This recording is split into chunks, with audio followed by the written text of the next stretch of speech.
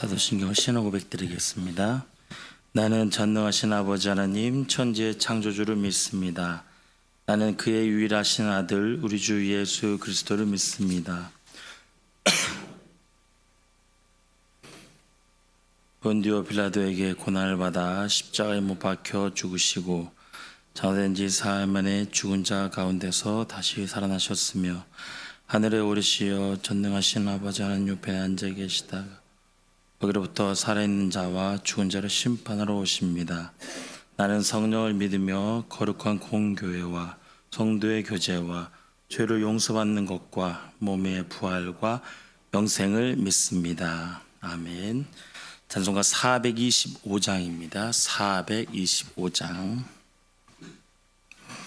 425장 주님의 뜻을 이루소서.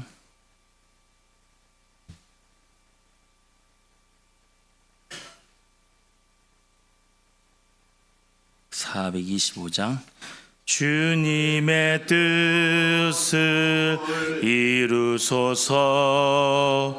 고요한 중에 기다리니 진흙과 같은 날 빚으사 주님의 형상 만드소서. 주님의 뜻을 이루소서. 주님 발 앞에 엎드리니 나의 맘속을 살피시사 눈보다 희게 하옵소서. 주님의 뜻을 이루소서.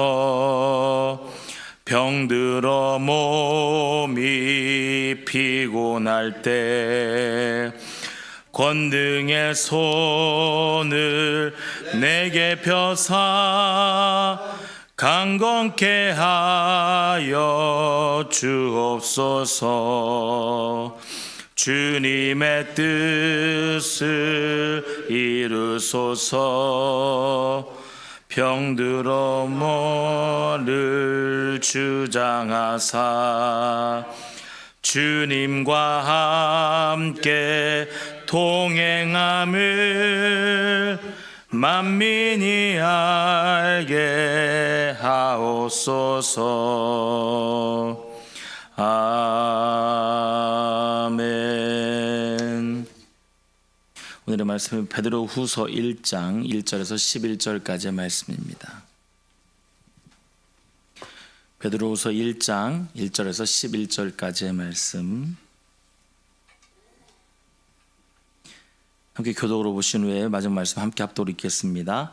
예수 그리스도의 종이며 사도인 시몬 베드로는 우리 하나님과 구주 예수 그리스도의 의를 힘입어 동일하게 보배로운 믿음을 우리와 함께 받은 자들에게 편지하노니 하나님과 우리 주 예수를 알므로 은혜와 평강이 너희에게 더욱 많을지어다.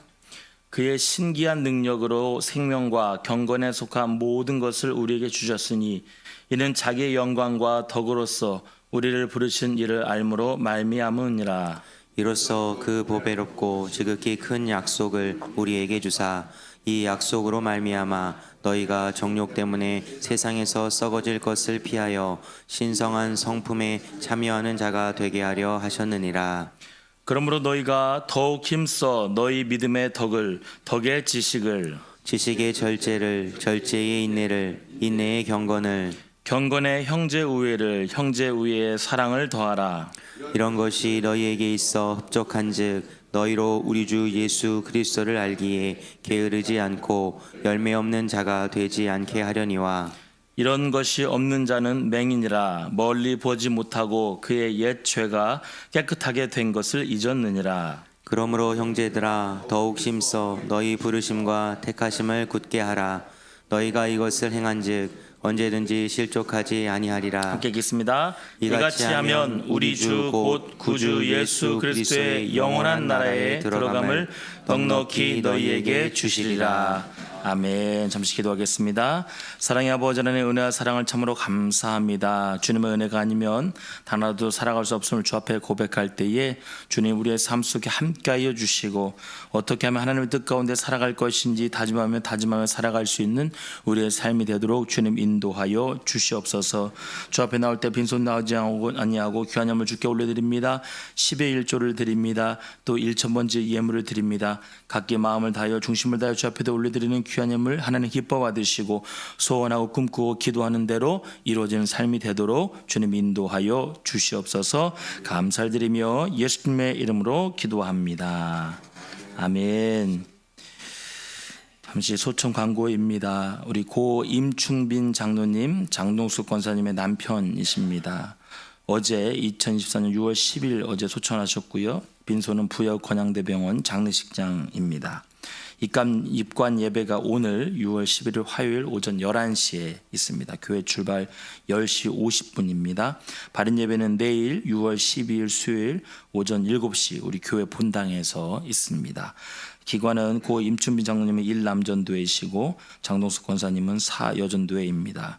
교구는 3교구 34구역입니다. 많은 분들의 위로와 참여 부탁드립니다.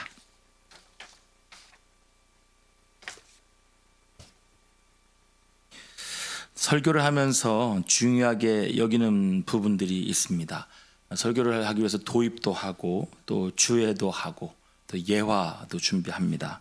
그럼에도 불구하고 이 일들을 하는 목적은 결국 어떻게 하면 성도들이 잘 적용할 것인가라는 거죠. 우리가 요즘 큐티 300용사 이제 선발해가지고 참여하시겠다 그래서 요즘 큐티 300용사들이 열심히 큐티를 하고 있습니다. 큐티를 하면서 말씀도 읽고 또 무슨 내용인가 내용도 이해하고 또 배경이 무엇인가 연구도 하고 또 주석을 이해하기도 합니다. 그럼에도 불구하고 가장 중요한 꼴은 무엇인가? 어떻게 하면 이 말씀 따라서 살 것인가? 잘 적용할 것인가? 라는 거예요. 제가 신앙생활 하면서 열심히 말씀도 봅니다. 또 찬양도 합니다. 기도들도 열심히 합니다. 그리고 성도로서 해야 하는 것이 무엇인가 라고 한다면 그것은 그 모든 내용들을 가지고 잘 적용해서 잘 살아내는 겁니다. 우리가 예배만 드려서는 안 됩니다. 찬양만 해서는 안 됩니다. 기도만 열심히 해서는 안 됩니다. 열심히 모여서만도 안 됩니다. 그것들을 통하여서 우리가 잘 살아내고 예수님을 닮는 성품으로 변화되어 살아내는 것, 그것이 우리가 성도가 해야 할 것입니다. 유기성 목사님 쓰신 책 중에 주 안에서 사람은 바뀐다라는 책을 보니까 주님의 가르침, 성령의 열매를 맺는 삶은 성령의 열매를 맺기 위해서 끙끙대면서 노력하는 것이 아니라 주님이 저절로 맺어주시는 은혜이고 주 안에서 나의 성품이 바뀌는 것이 하나님의 계획이다라는 거 이렇게 처음에 서언을 하고 있거든요. 그러니까 우리는 신앙생활하는 사람들은 알게 됩니다. 그리고 듣게 됩니다. 그리고 비전이 생깁니다. 그러면 저절로 변화되고 나타나게 되어 있다라는 것이죠. 오늘 우리가 처음 보고 있는 이 베드로 후서의 내용은 하나님의 신자들을 신의 성품에 참여하는 존재로 우리를 부르셨다라는 겁니다. 신자들은 영원한 나라에서 부활을 통해 변화될 약속을 받았다라는 것이죠. 우리를 영원한 나라에 살 수 있는 존재가 되도록 부르셨다라는 그 목적과 비전을 우리에게 제시하고 있습니다. 그러면서 동일하게 잘못된 말과 가르침으로부터 즉 거짓 복음으로부터 이들을 주의해야 한다라고 말하면서 영원한 주님의 나라에 대한 비전 선언문과 같은 말씀이라는 것이 베드로 후서라는 것을 우리가 볼 수가 있습니다. 그 말은 지금 이 시대를 살아가는 우리들에게도 적용이 되는 말씀이 됩니다. 그러면 오늘 4절에서부터 먼저 우리가 한번 말씀을 보기 원하는데요. 4절에 이렇게 말씀하고 있죠. 이로써 그 보배롭고 지극히 큰 약속을 우리에게 주사 이렇게 말씀하고 있습니다. 1절부터 3절까지는 베드로후서를 시작하는 대상이 누구이고 어떤 말을 하려고 하는가라고 이야기를 하면서 4절에서 본격적으로 이렇게 이야기를 하는 겁니다. 큰 약속을 우리에게 주겠다. 큰 약속. 약속이라는 단어가 눈에 들어오지요. 그러면서 어떤 약속입니까? 그 앞에 보배롭고 지극히 큰 약속이다. 이렇게 이야기를 합니다. 예, 제가 아까 서두에 말씀드린 대로 말씀을 듣고 함께 모여 예배하고 함께 기도하고 함께 살아가는 이 백성들, 이들에게 약속을 하셨는데 어떤 약속인가? 바로 보배롭고 지극히 큰 약속, 이렇게 이야기를 합니다. 하나님께서 나에게, 우리에게 아주 크고 보배로운 약속을 주셨다는 거예요.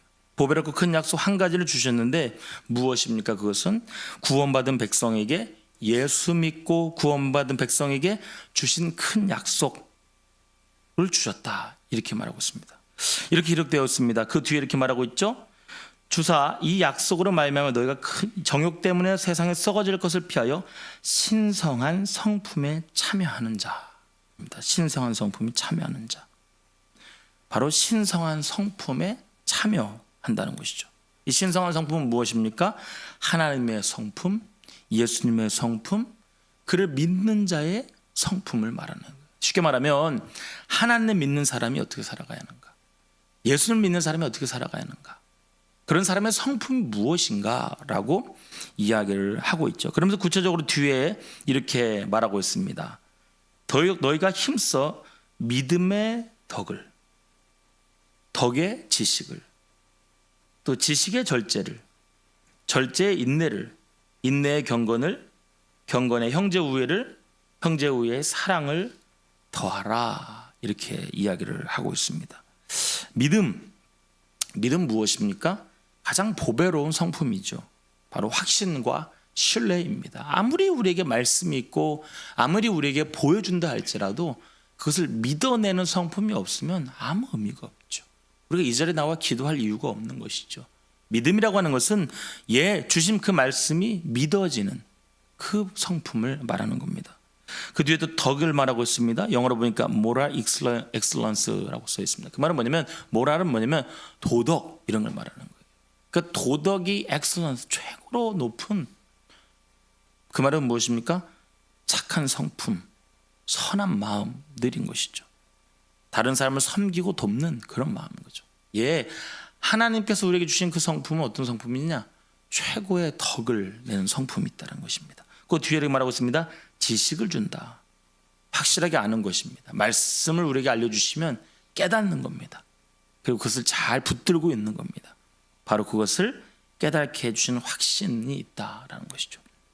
그 뒤에 말하고 있습니다. 또 경건을 우리에게 주신다. 경건은 믿음을 가진 모습을 잘 유지하고 하나님을 두려워하는 그런 모습인 것이죠. 관계가 바른 그런 것이 바로 이 경건의 모습. 그 다음에 또 형제 우애 말하고 있습니다.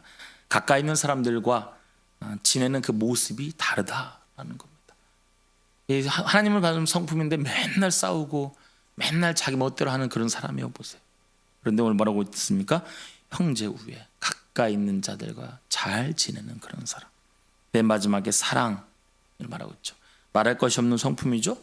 누구나 품어야 하는, 하나님은 사랑이기 때문에, 예수님은 사랑이기 때문에 닮아야 하는 그런 성품이죠. 바로 이러한 성품들이 최고의 상황에 이른다라는 겁니다. 영어에마다 다 나오고 있습니다. excellence, 최고로 가야 한다는 거죠.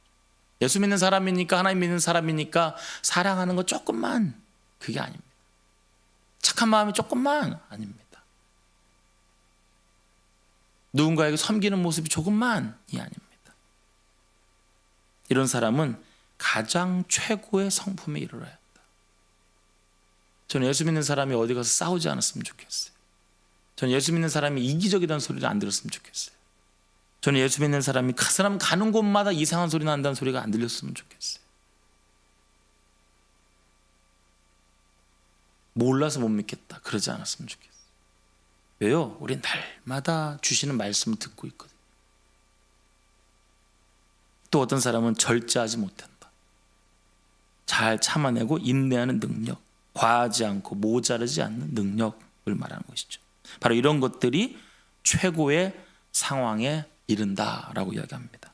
그러면서 8절에 이렇게 말하고 있습니다. 이런 것이 너에게 있어 흡족한즉, 이렇게 말했습니다. 흡족한즉, 이런 성품이 너희에게 있어서 흡족하다, 완벽하다, 풍성하다라는 겁니다. 모자란 것도 아닙니다. 부족한 것도 아닙니다. 바로 이러한 성품들이 흡족해야 한다라고 이야기를 합니다. 바로 이 신성한 성품이 풍성하기를 소망해야 한다는 것이죠. 하나님께 구원받은 우리에게 신성한 성품이 임할 것입니다. 그리고 이러한 성품이 풍성해야 한다라는 것이죠.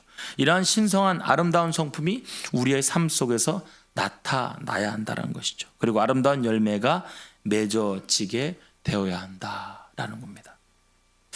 후반부에 그러면서 이렇게 전합니다. 오늘 그런데 9절 이하부터 반대로 이렇게 또 말하고 있죠. 이런 것이 없는 자는 맹인이라. 이 맹인 같은 사람인데 어떤 사람입니까? 멀리 보지 못하고 그의 애죄가 깨끗하게 된 것을 잊었느니라. 맞습니다. 하나님의 성품, 예수님의 성품, 최고의 성품을 닮아야 할 모습을 나타내지 못하는 사람은 마치 그를 듣고 알고 있음에도 불구하고 모르는 것 같은 맹인과 같다라는 거. 멀리도 보지 못한다는 것이죠. 그리고 옛 죄가 속한 것을 잊어버린다. 다시 말하면 옛 성품이 계속 다시 올라온다라는 겁니다. 죄송합니다. 교회를 다녀도 예수를 믿어도 신앙생활을 해도 그 사람 예수 안 믿는 사람이야.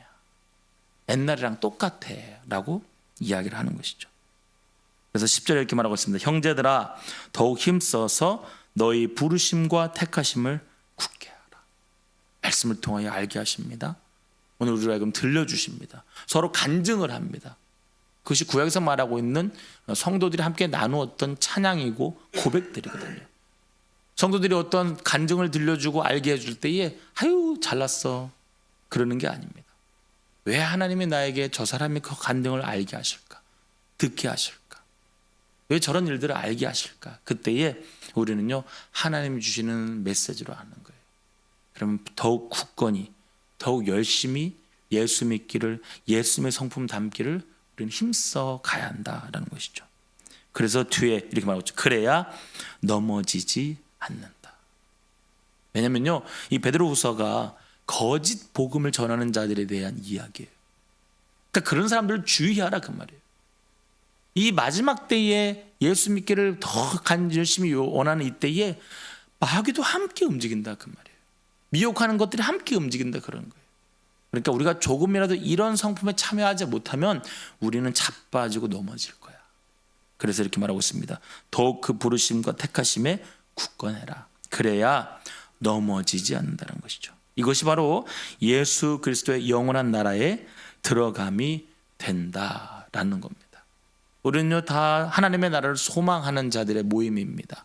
그리고 우리가 연약할 때마다 이 주님의 성품을 담기 위하여 노력하는 자들의 모임입니다. 만약 교회가요 다 건강하고 다 잘났고 완벽한 자들만 모여 있다면 교회는 모일 필요가 없어요.